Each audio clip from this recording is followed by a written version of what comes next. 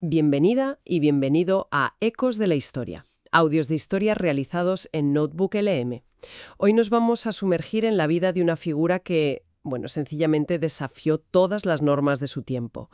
Hablamos de Jeanne Antoinette Poussin, a quien la historia recordaría como Madame de Pompadour.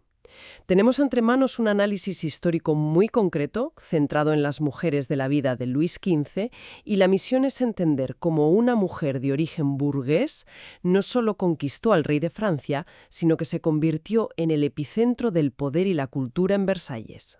Y es que el punto de partida que nos ofrece la fuente ya es demoledor. Fíjate, subraya que su origen burgués, el ser una Poisson, que para mayor humillación en la corte, su apellido suena a pescado, fue un escándalo infinitamente mayor que el hecho de que las amantes anteriores del rey fueran hermanas. Vaya. Eso ya nos dice todo sobre las verdaderas reglas del juego en Versalles. La sangre, la clase, pesaba mucho más que la moral. Vale, vamos a desgranar eso porque es clave. Antes de ser Madame de Pompadour, era simplemente Jeanne Antoinette Poisson. El texto nos la presenta con una familia complicada, por decirlo suavemente. Complicadísima. Su padre oficial, un gestor de víveres, tiene que huir de Francia por un escándalo de corrupción. Y su madre, pues, encuentra protección en un financiero muy rico, Lenormand de Tourneghem.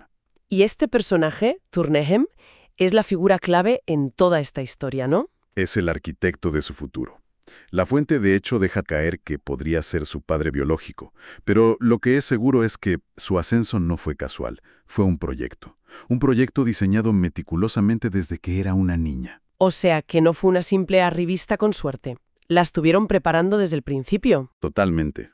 Tourneghem no le dio la educación de una chica burguesa normal, le dio la de una futura reina. Le pagó lecciones de danza con los mejores maestros de la ópera, clases de teatro con el mismísimo dramaturgo Crébillon padre, y de canto con el tenor estrella de la época, Gilliot. La estaban puliendo como a un diamante. Es increíble. Y hay un detalle que el texto destaca que es muy revelador. En su círculo íntimo, desde pequeña, la apodaban Reinette. Reinette. La pequeña reina. El plan estaba trazado. Y para asegurarlo todo, Tourneghem primero la casa con su propio sobrino y heredero. Así le garantiza una fortuna y una posición social sólida antes de que siquiera se cruzara con el rey. Prepararon la plataforma de lanzamiento antes de apuntar a la luna. Y el momento del lanzamiento, según nos cuenta este análisis, llega en 1745. ¿Cómo fue ese primer contacto? Pues ocurrió en un baile de máscaras en Versalles. El entorno perfecto para la intriga, claro. El rey estaba de luto por su anterior amante, la duquesa de Châteauroux, así que estaba vulnerable. Y Jeanne Antoinette, que ya se movía por los círculos cercanos a la corte, supo exactamente cómo captar su atención. Y la reacción, me imagino, fue un escándalo monumental. Mayúsculo. La aristocracia estaba horrorizada. Para ellos, que una burguesa entrara en la alcoba real era una profanación, casi una ofensa de Estado. Claro, me cuesta creer que solo con encanto y una buena educación una burguesa pudiera sobrevivir en un nido de víboras como era Versalles. El texto menciona algún error que cometiera al principio, algún momento en que casi lo pierde todo. No detella un error garrafal, no, pero sí la estrategia que la salvó. La fuente usa la descripción del duque de Cheverny, que la retrata como alta, esbelta, elegante, con una apariencia impecable. Tenía, digamos, el hardware necesario para no desentonar. El envoltorio perfecto. Exacto. Pero lo que la consolidó, y en esto el análisis es muy claro, fue su software. Una inteligencia y una ambición de acero. Comprendió que para quedarse no bastaba con ser la amante. Tenía que hacerse indispensable. Y aquí es donde su estrategia va mucho más allá del dormitorio. El texto le dedica bastante espacio a una de sus creaciones más brillantes, el teatro de Petit Cabinets. Sí, esto es fascinante. No era solo un capricho. Era un teatro privado, minúsculo, en los apartamentos de Versalles. Ella misma organizaba las obras, escogía el reparto entre los cortesanos más selectos y, a menudo, interpretaba los papeles principales para el rey. Era una forma de crear un espacio íntimo, exclusivo, donde ella dictaba las reglas, ¿no? Justo. Y las obras que elegían no eran casuales, ¿eh? Se menciona el Tartufo de Molière.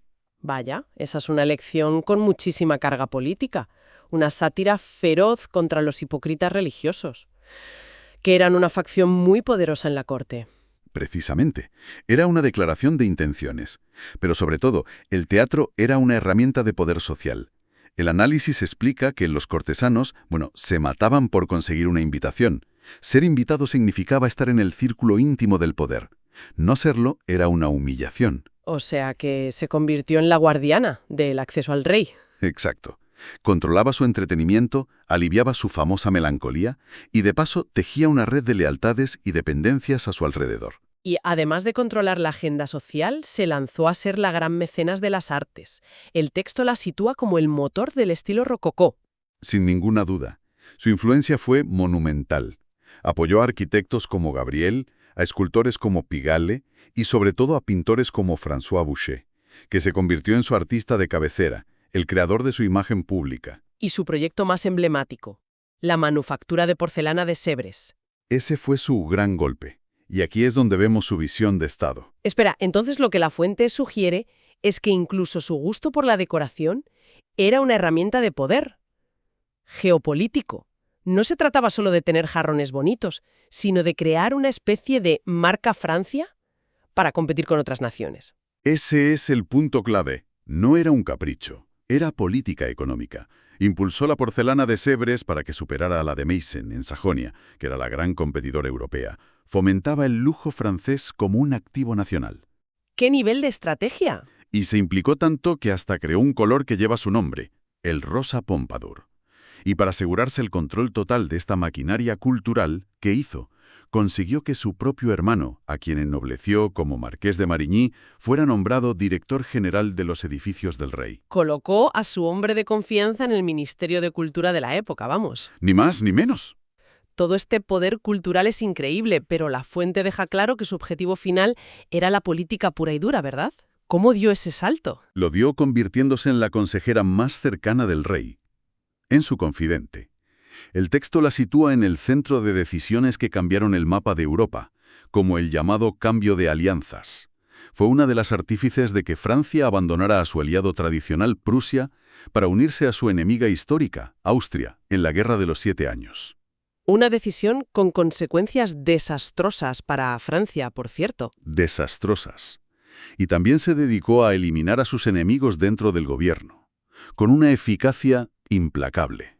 Consiguió la destitución de ministros poderosísimos que la despreciaban, como Maurepas o d'Argenson. ¿Y cuál fue el momento decisivo? El momento decisivo, según este análisis, llegó tras el intento de asesinato del rey por parte de un hombre llamado Damiens.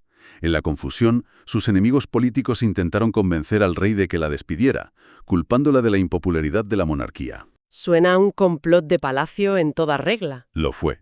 Y el texto lo compara explícitamente con la crisis de Metz, que sufrió la amante anterior. El patrón se repetía, pero esta vez el resultado fue muy distinto. En cuanto Luis XV se recuperó del shock, no solo mantuvo a Pompadour a su lado, sino que exilió a los ministros que habían conspirado contra ella. Esa fue la prueba definitiva. La prueba definitiva de que su poder era absoluto. Se había vuelto intocable. Y en medio de todo este juego de poder, también se la asocia con la Ilustración. El texto la llama Nuestra Señora de las Luces. Sí, y cultivó esa imagen con muchísimo cuidado. El famoso retrato de Quentin de la Tour, que se describe en detalle, es pura propaganda. Aparece rodeada de libros de Montesquieu, de Voltaire, y con un tomo de la enciclopedia de Diderot y de Alembert sobre la mesa. Protegió a estos filósofos a menudo en contra de los deseos del propio rey y de la Iglesia. Pero ¿hasta qué punto era real esa protección? ¿Tenía poder para cambiar las cosas de verdad? Ahí el análisis introduce un matiz muy importante. Su poder tenía límites. Admiraba a los ilustrados, pero no dejaba de ser una criatura de la monarquía absoluta. Por ejemplo, a pesar de todo su poder, nunca consiguió que se levantara la censura real sobre la enciclopedia. O sea que vivía en una tensión constante. Exacto. Era una mujer de gustos progresistas al servicio de un sistema profundamente conservador del que dependía por completo. Entonces, llegamos a un punto de inflexión que marca la fuente, alrededor de 1752. La relación física con el rey se enfría. Para cualquier otra amante, eso habría sido el fin. Pero no para ella. Y este es quizás su logro más extraordinario. Consiguió lo que ninguna otra: transformar su rol, pasar de ser la amante a ser la amiga y consejera indispensable. Su poder ya no dependía de la seducción, sino de la necesidad. El rey no podía gobernar sin ella. ¿Y cómo manejó el hecho de que el rey, bueno, siguiera teniendo deseos? Sé que suena a cotilleo, pero es una cuestión de poder. Es que era una cuestión de poder, y ella la gestionó como tal, con una frialdad calculadora. El texto describe cómo organizó y supervisó la vida sexual del rey a través de una red de jovencitas. Estaban alojadas en una propiedad de Versalles conocida como el Parc aux Cerfs. Reclutaba a chicas como la famosa Marie-Louise O'Murphy, cuya belleza inmortalizó Boucher. O sea, que se convirtió en la madame del rey, por decirlo de alguna manera. En cierto modo, sí, pero no lo hacía por despecho o cinismo. Era pura estrategia de supervivencia. Al controlar ella misma los placeres del rey, se aseguraba de que ninguna nueva joven pudiera ganar una influencia emocional sobre él que amenazara su propia posición. Mantenía a las rivales potenciales como meros pasatiempos, sin acceso al poder real. Y así se mantuvo en la cima durante casi 20 años, un récord absoluto. Para ir resumiendo, la imagen que nos queda es la de una estratega brillante, una mujer de una ambición sin límites que lo consiguió todo, pero a un precio altísimo. El precio de una impopularidad masiva. El pueblo la odiaba, la culpaba de los impuestos, de la guerra, de todos los males del reino. Pero se mantuvo firme hasta el final. Murió en el propio Palacio de Versalles en 1764, un privilegio inaudito que el rey solo concedía a la familia real. Y la fuente recoge esa famosa y tristísima frase que él pronunció. Sí, mientras veía pasar su cortejo fúnebre bajo la lluvia desde un balcón. Estos son los únicos deberes que he podido rendirle. Y para terminar, el texto nos deja con una cita lapidaria del filósofo Diderot, uno de esos ilustrados a los que ella, en teoría, protegió. Sí, es una reflexión final muy potente. Tras la muerte de la marquesa, Diderot escribió: ¿qué ha quedado de esta mujer que nos agotó de hombres y de dinero? Y su respuesta es brutalmente concisa.